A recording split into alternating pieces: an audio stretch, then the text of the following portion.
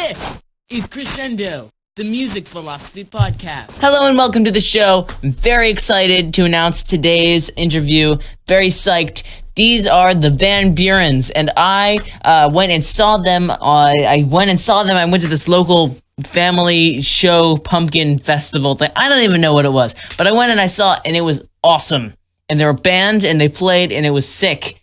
And I shot them an email. I was like, you have to be on the show. And so we worked it out, and we made it happen.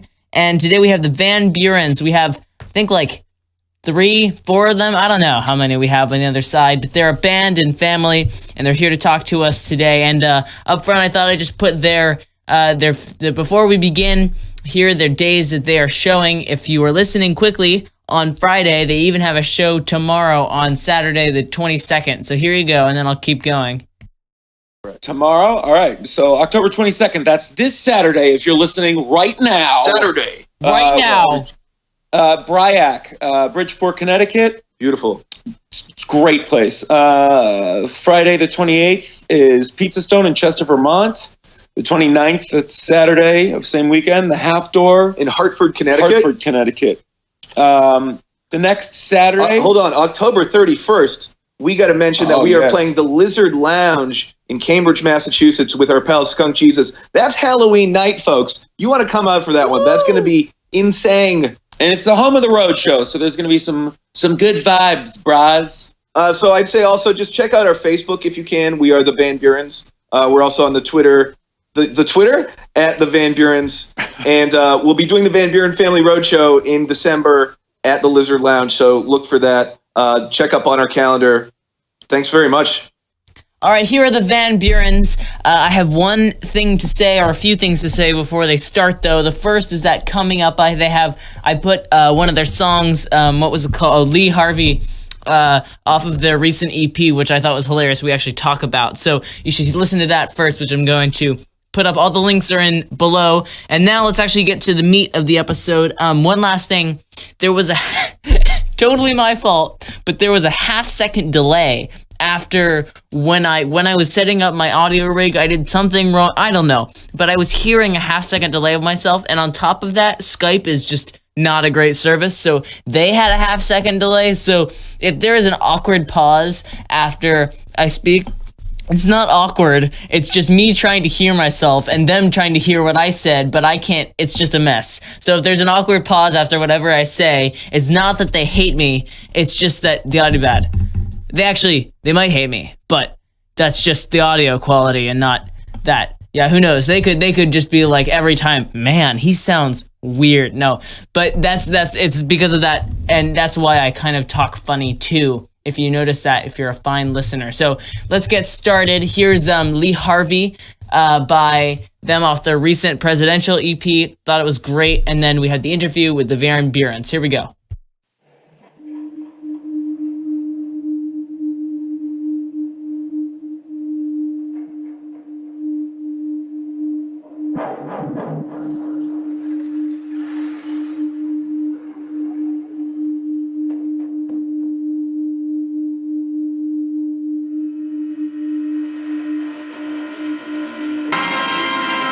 Recognizing a communist, physical appearance counts for nothing.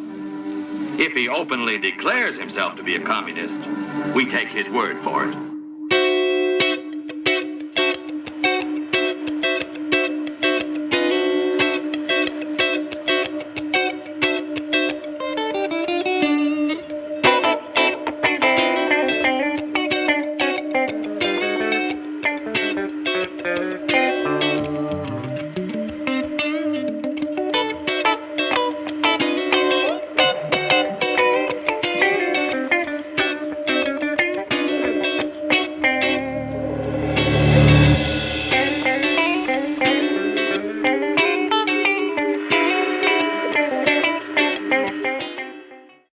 All right, you guys ready? Yes, sir. First of all, how many are you on that side? Because I can't get a good idea. You have two of the Van Burens. This is P Bear, And I am Big Bro Max.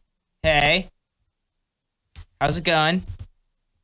It's going. It's a restful Thursday evening. Yeah, thanks for having us on the podcast, man. We enjoyed the show. We gave it a little bit of a listen. I enjoy what you have to say. Awesome. Thank you. Yeah, it's good to hear that. All right. Let's get started. So tell us a little bit about where you guys got started and how you came together. I always love to hear that story. The Van Burens is a pretty long process. Three of us who play in the band right now got together back in 2000 for a middle school talent show. But we've really been we've been playing together for a very long time. But the Van Burens started maybe like 8 years ago. With a few of us, and we've had some member changes and stuff, and we've added some new people, and it's kind of a big rotating family more than a specific band at this point. We can have anywhere from like 6 to 12 people on stage. So it's just it's a good collection of like-minded individuals who enjoy each other's company and make some pretty good music. Yeah, I actually noticed that because when I came and saw you guys live, we were like, I didn't know who. It was just like a really big group, and it was cool. But I didn't know if it was a band or if it was a family or that kind of thing. It's a little bit of both. Yeah. And you saw us you were at the Afternoon Pumpkin Festival show, right? At 50th Street Farm. Yeah. So that show is pretty insane. We've been playing that show the entire time we've been the Van Burens. We love that Rick always invites us back, and we have a great time doing that. But that's, an afternoon family show, which is kind of a unique thing in the calendar of the Van Burens, especially at this point.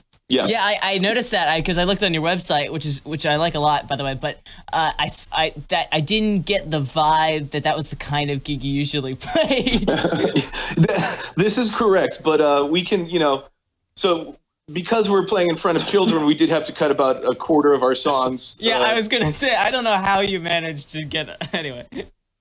We do have an alphabet song, and yet we still cannot play it in front of the children. Oh, yeah, the educational alphabet song is definitely our dirtiest song and most offensive song by far, so we can't do that. I actually watched that. I thought it was hilarious. That was so Oh, thanks, man.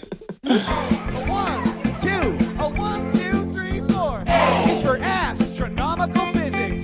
It's for a female dog. It's for who reads like North Korea. It's for dog like that we just talked about. Yeah, that's pretty insane. It's pretty gosh darn insane. Don't get me wrong. How did you make that video? Say it again. How did you make the video? Like, did you? Because it was like really well produced, so I didn't know what the deal was. I just thought it was really funny. Oh, thanks very much, man. We did that pretty much all ourselves. It's part of this. The video is a filmic version of a variety show that we do called the Van Buren Family Roadshow that we've done. We did back in last year in Cambridge at the Lizard Lounge, and we're actually coming back this December at the Lizard Lounge with the Roadshow. It's like skits and bits and music and just a variety of insane things happening. That's cool. So that was where it started? Yeah, we first started doing that live, the alphabet song, and then we decided that we had to make it into a music video. The music video is many more cuts and a lot more kind of production, than the live version. But it seems to be a fan favorite. There's a lot of things you can't do in the basement of the Lizard Lounge. Yes. Yeah, it's good. I always wondered how that came around. Like, was that just you making it up on the fly, or did you make it and then later you made it into a video? Is that how it worked?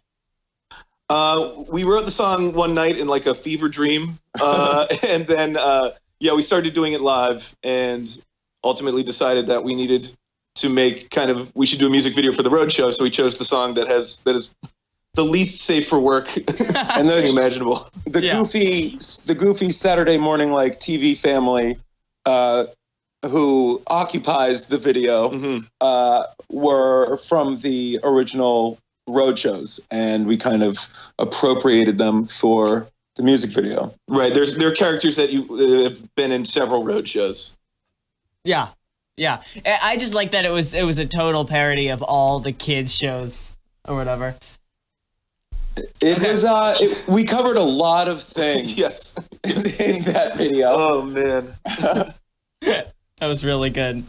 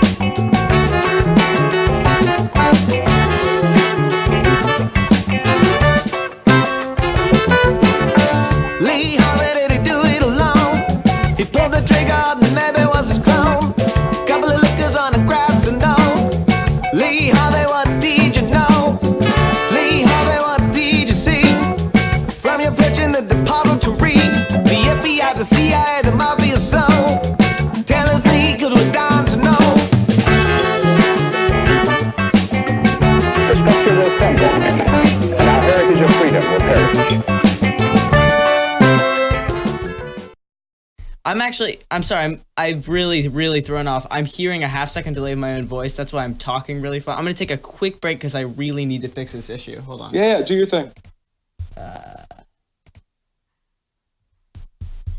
This guy's got to get his shit. It's really going poorly. Yeah. I didn't hear the first part, and I turned on my audio, and I just heard the second part. Like, wait, what? We're just giving you a hard time, Maywood. We're having a blast. That's good. No, this happens every time. I always cut it out, but it happens every time because audio is just a pain. Now that came. I think you should leave this in. Well, I only have some of it, but I guess I will leave what I have in. All right, we'll start it again if you stopped. Yeah. Maywood, figure it out, bro. Jeepers. Check.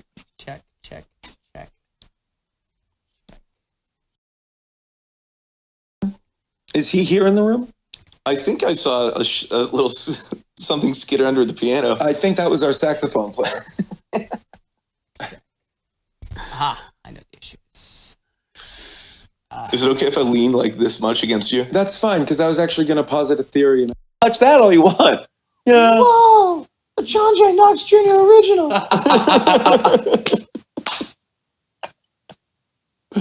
Whoa! You guys have Mean Streets on DVD?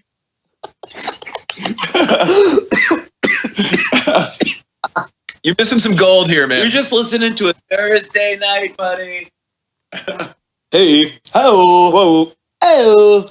Aye, aye. My favorite Stanley Kubrick film. The moon landing was mine. Oh, topical references here on the couch. Here on the couch, we got some topical references. They're not old, they're from today. I got this new ointment. Topical references. Check. I Alright, only you know like what? places with palm trees. I'm just gonna Tropical leave it because My glasses broke. Optical references. Now we're having more fun. all right, I'm back. The bag it's still here, but I'll just have to live with it. Sorry for the delay. I don't know what's Are going you going to edit that out, Maywood? on. No, not at all. Ah, people. All right. I get it. Okay, all right. Well, We are on air right now. I'm glad I pulled no punches. Yeah. Okay, so on my questions is I had a question called why did you go to the humor route? But after listening to that conversation, the last 2 minutes, I don't think it's necessary. But why did you go the humor route? Like, I just like the way you did it, but why? I think it comes pretty naturally to us. We have a very good time with each other. If you listen to the EPs, our past EPs, the first one is kind of like our very early first couple songs. And then you can see the second one's a lot funnier, I would say. We're working on a third one right now, and I'm not sure exactly which one is. It's going to be like a combination of like humor and us acting like grown-ups, but we definitely do love to act like little kids. We're young at heart and literally. Well, it all comes out in the wash, and the truth will be seen. No matter how hard we try to suppress it. Right. It's just kind of, it is who we are. And it's cool to, certainly with the roadshow, to get on stage and do our I think we all grew up watching SNL and Kids in the Hall and Mr. Show and all that kind of stuff. So it's kind of fun to do our musical take on that. And if you come to a live show, I think there's definitely a mix of, I wouldn't say seriousness, but like not specifically funny songs. But we are always having a good time with each other and joking around on stage. Well, P-Bear, we're always being genuine. Max, I couldn't agree more. Yeah, because I got that, because I went to the show and I was like, I thought the music was awesome, right? But then I actually bought the album and I went back and I was like, this is hilarious. So I just didn't get that vibe initially, but I thought it was pretty funny. Thank you for buying the album, Maywood. We really appreciate that. Yeah, absolutely. Yeah, it's good. I have a question. So what is the actual percentage of people that buy the album versus like how much, what's that, if you're willing to answer? The percentage of people who see the show and buy the album? Or just like what, people on the earth who have bought the album? What? Sorry? I'd say the percentage of people who exist who have bought our album is like 0.0000001. I mean, like, how many album sales can you expect to sell? Like, is it more than you would think, or like less than you would think, like for a live show? For a live show, I mean, it depends on, maybe 2 a night, something like that, 2 or 3 a night, depending on the room. Yeah. It is kind of hard to gauge.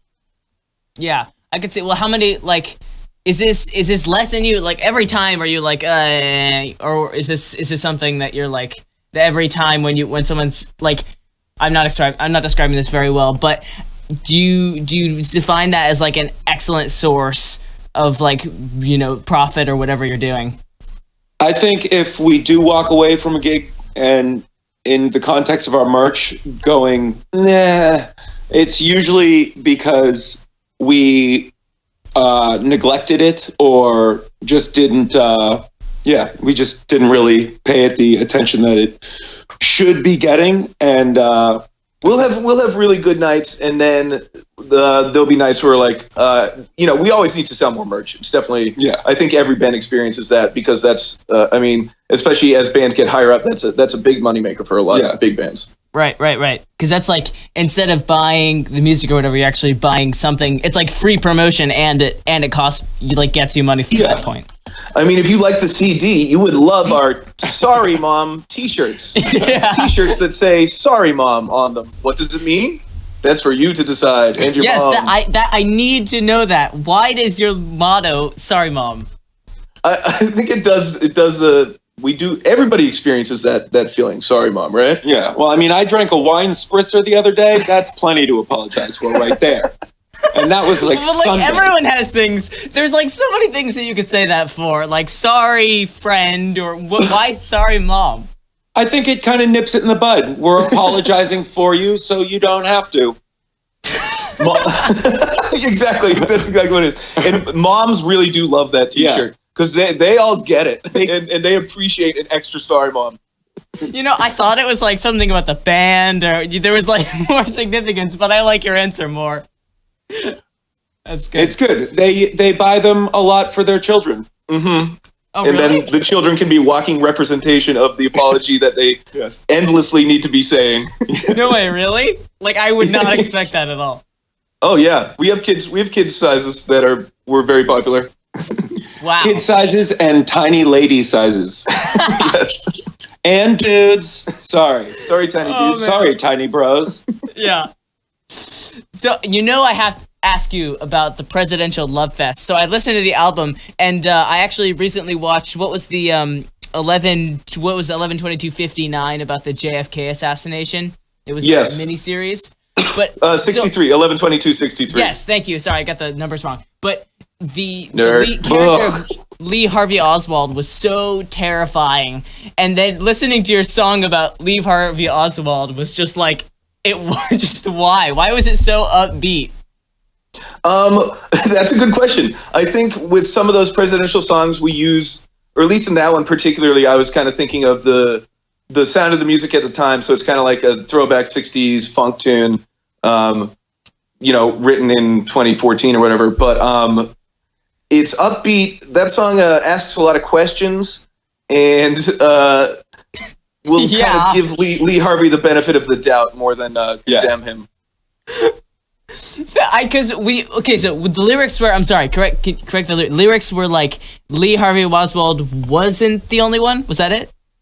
It's just wondering if that's possible. And Lee Harvey, did he do it alone? He pulled the trigger. It maybe was his clone. Couple lookers on the grassy knoll. Lee Harvey, what did you know? And wondering kind of. I just kind of think it's too bad that we'll never really know the answer to that whole situation. And it's too bad unless that Lee Harvey. Unless a freak wormhole opens in a diner and you walk through. I'm waiting for that moment, Maywood. And let me tell you, P-Bear really does concern P-Bear. He keeps himself out. Doesn't go to diners anymore. Surrounding houses. He keeps us all up. Yeah. And I go to 4 diners every day. Yeah. You'll just go into their back closets and see if nope. Just Wormhole? Wormhole? Nope. Nope. Just a guy named Wormhole. Old pancakes. just old pancakes. That's good. So what about the other songs? Like, would you just started singing about presidents and then it kind of, went from there? I think the president thing was something we started with as kind of a gimmick, but it wound up being a springboard to kind of talk about a lot of different things that we wanted to talk about. Some of those are specific to the president. Some of them are a little bit more open-ended. We have covered, I think, like 15 to 20 of the presidents at this point. Barack Obama's probably going to get one of his own songs soon. Oh, he's on borrowed time. We also have, I don't know if you noticed the other day, he might not have been out, but JFK has been touring with us, hanging out on stage at our shows too. So if anybody wants to come out to see John Fitzgerald Kennedy come to a VB show. He's lost some weight. Yeah, he looks great. His back's a little janky. He's got some holes in his head, but He's doing all right. He looks great for his age and his condition.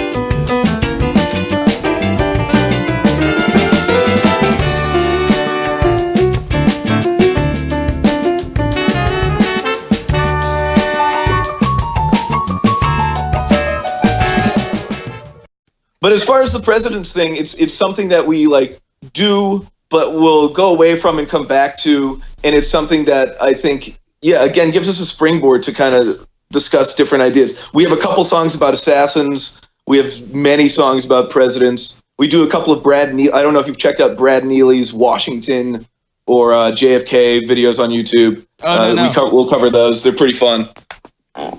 That's good. And I don't know.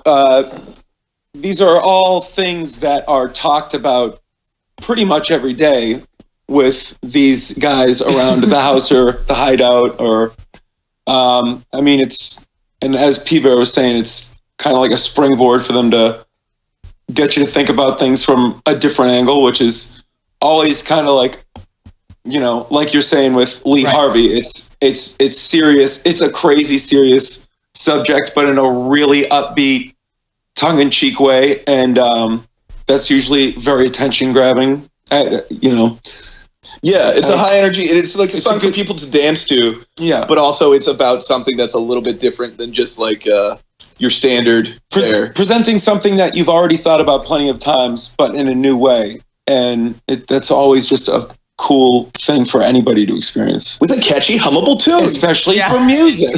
Yeah. Well, isn't that the point of art, like, in general, just to, like, convey, like, something that people like on the surface, but then when you go beneath it, it has some meaning, like they're trying to draw you into a real social issue. Maywood, that's exactly the point of art, buddy. Yes. You are. I'm getting there. You hit it on the head, bud. That's good. That's good. Yeah.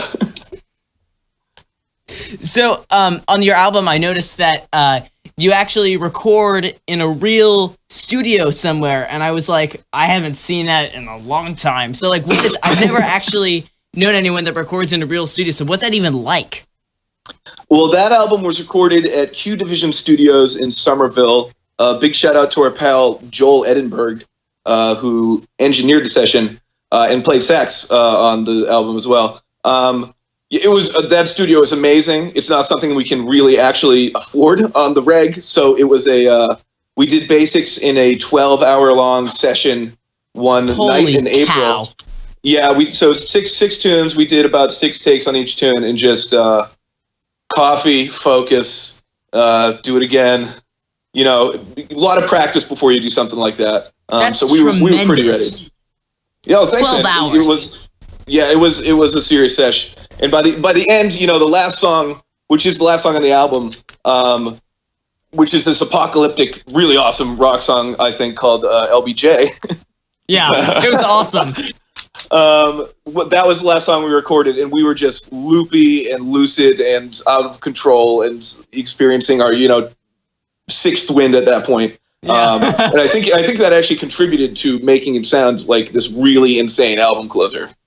Yeah, I totally agree. But what was the second to last one? No, I was just kidding. That's good. Is that the second last one? I don't even know. No, it's the last one. No, I was saying, what was the second one, last one, if the last one was really loopy? Oh, I don't even remember. That was actually the best take. Yeah, exactly. Oh, really? Which actually wasn't being recorded and didn't make it in. Yeah, it's a shame. The lost VB track when we forgot to hit record for 12 hours in the studio. Yeah. So we did basics there, and then we have a special place, like a Narnia of sorts, that musical Narnia that we call the Hideout, where we recorded vocals, or we did horns at Q Division, we did vocals in our little place.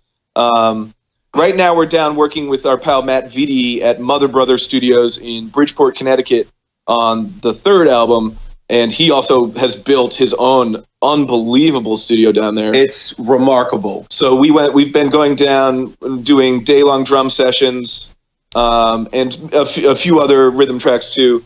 But that studio is unbelievable. So we have like maybe 9 or 10 tracks, maybe more, getting ready for the next thing. Oh, wow. That's great. So your third album, instead of like being all 1 12-hour massive session, it's like you're doing over a long period of time?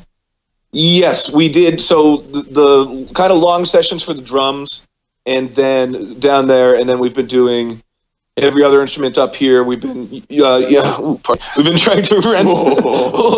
It's a terrible look. Cut all this out, Maywood. Be sure to edit. Is everything okay over there? He's just hitting puberty. So let me just say that we've been doing overdubs at the Hideout too, renting nice gear, and it's starting to sound really good. It's still, this third album is really still in its nascent stages, but we're getting a few tracks to the point of, okay, all right, I can see this, I get it. Yeah. It's the fresh new sound, Maywood. Yeah. So is it going to be a full length album? Yes. Yeah. As opposed to the EPs of yesteryear, we'll be going with the full length thing. I don't know exactly how we're going to release it. We're still talking about all that kind of stuff, music videos and promotion and that kind of thing. But I'm very excited about the music. It's kind of this new.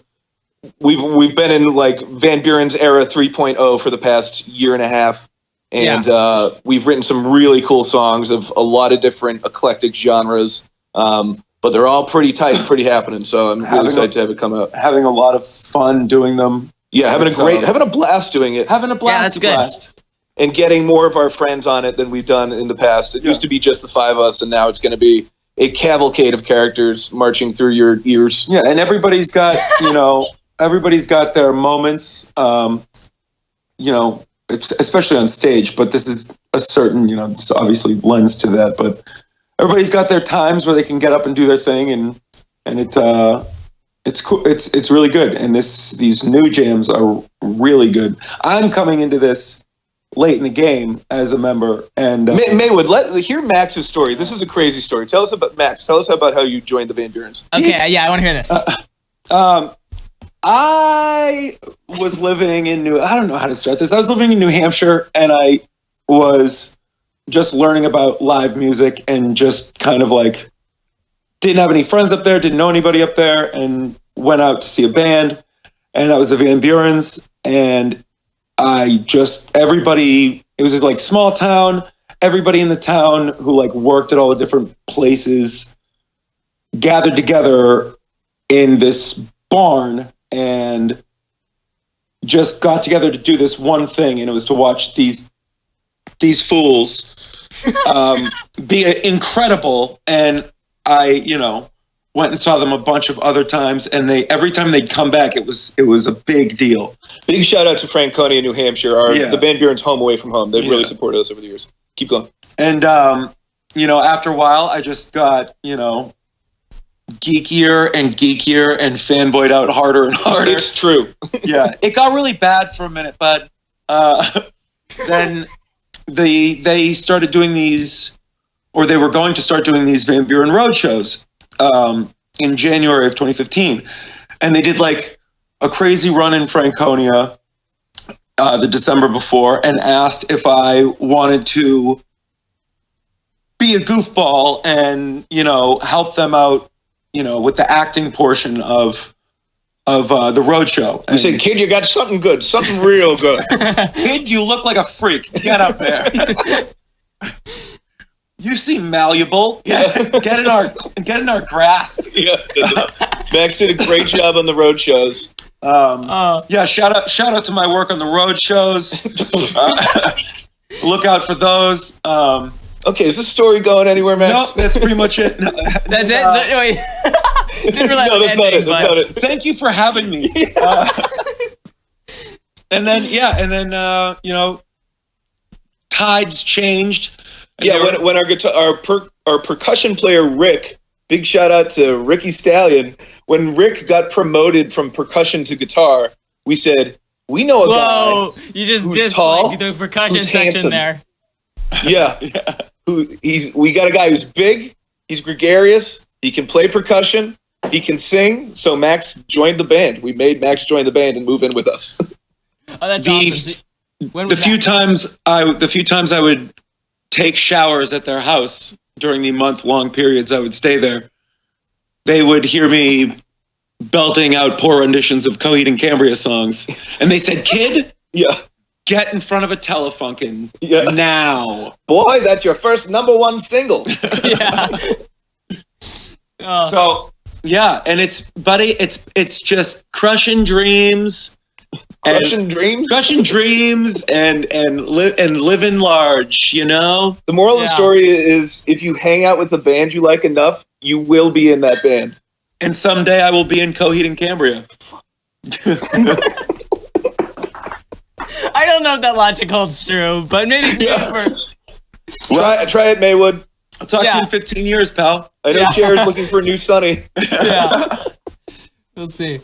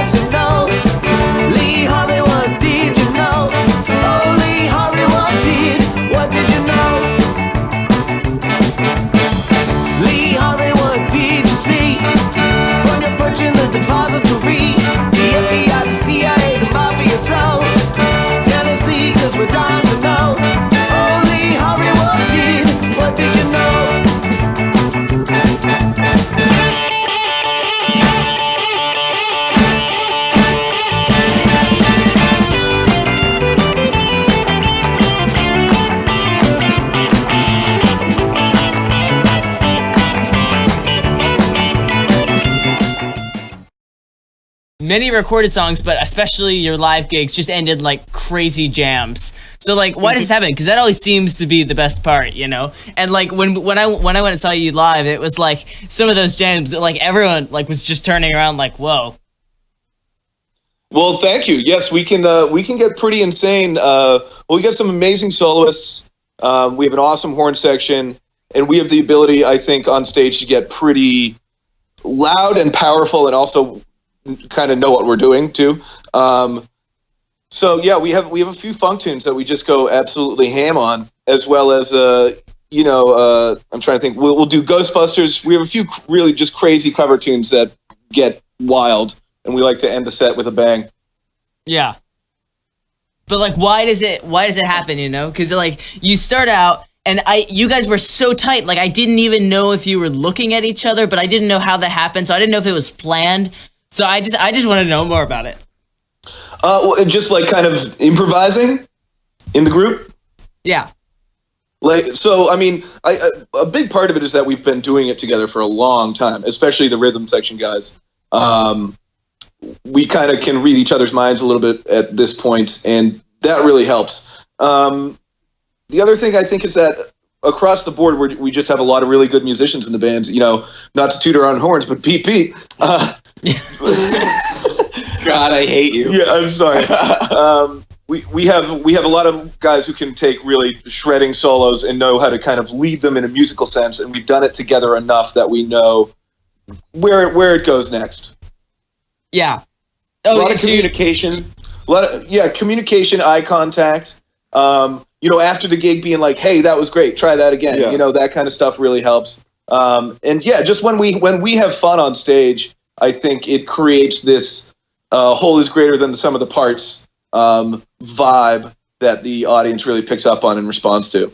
Yeah, I totally agree. That's good. No, because some of those jams were just like crazy. So did you trade solos? Like how did that work? Because I didn't know. I'm trying to get a sense of like the form of how a jam generally goes. It depends on, you know, for us, I mean, it's different for every band. For us, we kind of have our guys pretty much who know they're going to who are going to lead the tune for a certain part. And they've all developed, I think, a style over the years that they can all solo without it getting too nuts. So then when they do really rip into it, it can build into this ripping moment. And again, the rhythm section, just, you know, we've played together for a very long time, so we know how to make it happen back there. And, you know, it's really just listening and communicating on stage and being willing to kind of trust the other guys that you're walking the tightrope with. Yeah. Yeah, that makes sense. So I want to move back to the how when you're creating albums. So like, how do you approach the process of creation? I know you already talked a little bit about like how some of the presidential songs came about, but how do you approach the general? Like, does someone have an idea and you build, like, how does that work? Yeah, usually somebody will have an idea. Sometimes it'll come out of like jamming together or something like that. But usually somebody's writing lyrics to sing or to have the group sing. There are like a lot of group harmonies and things like that. We flesh things out at our practice space a lot before we play songs, and then certainly before we record them. With Presidential Love Fest, we had been playing those songs live for a long time and kind of tweaking little things and trying new things and rehearsing them on a weekly basis to get them exactly where we wanted them to be. And at that point, kind of once somebody brings it in and we start playing it, at that point, group contributions are a big part of it. And, trying different guitar licks, saying, maybe this section needs to chill out instead of rocking insanely hard. So over a couple months, you kind of figure out how the tune kind of flows and what works live, and what, thinking also about the studio as a different thing than live. The next album will have a few things that are a little more on the experimental side, I'd say, and that you might not necessarily see live, but it will, because it's a full-length thing, it will have also maybe 2/3 of the tracks very similar to that other process where they've been fleshed out live and worked. There's a lot of kind of delicate, intricate parts in our tunes in terms of the, slightly progressive pop songwriter. Oh, did I just call this progressive pop? Yeah. Oh, you're cut that out. really doing a poor job. Boy. Yes, this is not going well. Yeah. And both in terms of the instrumental arrangement and the kind of vocal arrangement, we do a lot of group harmony. So that's something we're always practicing and rejiggering and figuring out. Yeah. So it's definitely a group process because, I make a little bit of music my own, but like that's for me is just kind of like my own. But when you're working with a group, I like how you can like flesh that out, and it's more of like a communicative, experience rather than just an individual tweaking of whatever you're doing. Right. It's really a special thing to like work with the family together on all these things, because always somebody's going to come up with, you have a vision of it in your mind, but then somebody's going to do something that you would never have thought of and is awesome, or will have a different sense of scope of a song, or if you have one idea, somebody else knows how to finish the idea. So I think as a group, that makes it a really special thing and really makes it the Van Burens as opposed to any one person. Because everybody contributes in terms of songwriting and singing. Yeah, it's like a network of people instead of just one network of ideas. It's like an entire, whatever, neural network of people and ideas. It's like an ecosystem, Maywood. Everything's constantly evolving in the recording process as you're thinking about things, fundamentally, and whether or not, the way you've been doing it is the right way to do it, whether you have something new to bring to it, or if, just in the moment in recording, something different happens, it's there and you have it. And, so things constantly evolve in that sense. It's cool how the recording process has adjusted our live show too. Yeah. Like what you were saying, it makes you think of like, hey, should it be different than that? Or should it be like, oh, that thing I did by accident is pretty awesome. Should that keep being terrible or never, Max? But that's the question you need to ask everything though. Should this continue to be terrible? Should we continue to be bad? I think if you ask that question for anything, like we could solve most of the world's problems. I know, right? It's just a matter of getting ourselves to ask the question. You know what I mean? Some deep stuff, you guys. I think we hit on something. Just a Thursday night over here. Should we continue being terrible? That's good. So when can we expect the new LP to be released, or the album? Still a lot of work to be done on it. Next year sometime, either spring or fall, I think. Either April or October, September. Yeah, they're like either like January or December. Yeah, either 1998. Just throwing out totally different random days of the year. Yeah, it's been out for a while. / it's not going to come out. Yeah, the year 3001. I don't know. It will be. I guarantee it. It's in my will to release it. It will be next year. I guarantee it. Okay, that's good. I'm going to get back to that one. If it's released 2018, I'm going to get back to you on that and go, what? Yeah, no, you come find P-Bear. Yeah. And you say, you promised me. Yeah. You promised me. That's great. Well, awesome. Thank you for joining the show with us today, guys. Thank you, man. This is great. It was awesome. Yeah, sorry for if I kept interrupting you, this half-second delay is really throwing me off, but... No, it's no problem. You're the worst. Hey, Maywood, when's this going to... That's it for today. Thank you for listening to this edition of Crescendo Podcast. You can subscribe to me on SoundCloud and YouTube and whatever you normally do. You can comment. You can You can follow the Van Burens on... I think they're on SoundCloud. I don't know what they're on. They're on everything. You can... Their website, their Facebook. Look at their Twitter. They're the Van Burens. You'll find them. They're big. They're awesome. Okay, thank you so much for joining us today, Van Burens, wherever you are listening in your rooms. Again, you can see them live if you're in the area. You can see them live in Connecticut on tomorrow, I think. And then they're also doing the big spooky Halloween thing, and you can listen to the beginning again if you want to hear those dates. Once again, the links are in the description. You can follow everyone on the show today. The song you just heard was Lee Harvey on their Presidential EP, which is hilarious. You can buy it on Bandcamp, but they're on everything. So thank you so much, and that's it for today.